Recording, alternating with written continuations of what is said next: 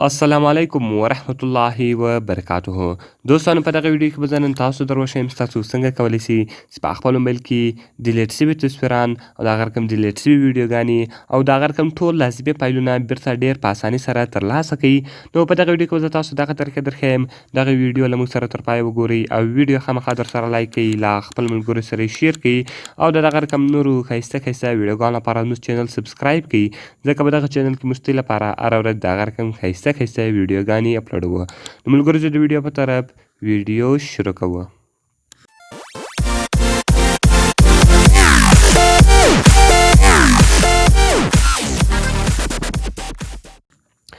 نو ملګرو تر ټولو مخکې تاسو په خپل موبایل کې یو اپلیکیشن را ډاونلوډ کړئ. د دغه اپلیکیشن لینک ما تاسو ته د ویډیو په ډسکرپشن کې درکړې ده.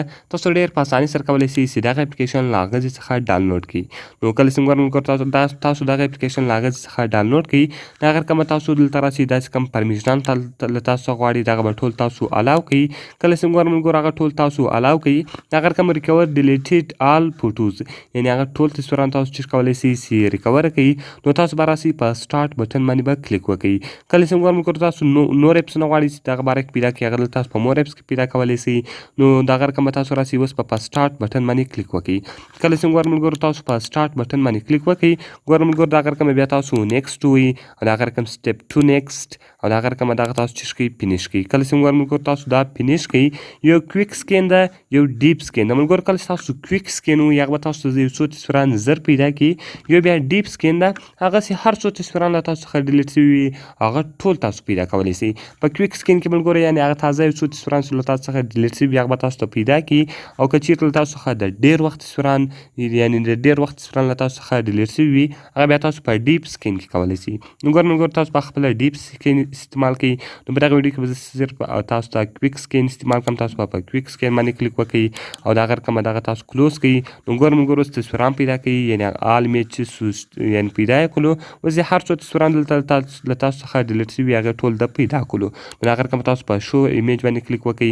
کله چې تاسو په شو ایمیج باندې کلیک وکړئ، اوس به هغه تصویران ټول دلته دی تاسو ته راواړي. نو ملګرو دغه تصویران تاسو چیش کړي دي، ډیلیټ کړي دي. یعنې اوس دغه تصویران ما په خپل موبایل کې اخیستي ولو، دغه ټول تصویران له ما څخه چیش شوي ډیلیټ شوي ولو. اوس هغه بیرته دلته د تاسو ته ریکور کړلو، دغه تصویران ولو. اوس هر څو تصویران وي هغه ټول دلته د تاسو ته ریکور کړلو. نو ملګرو اوس که چیرته تاسو غواړئ چې دغه چیش کړئ، سیو کړئ، بیرته یې واړوئ خپل موبایل ته، نو هغه به تاسو څنګه کوئ؟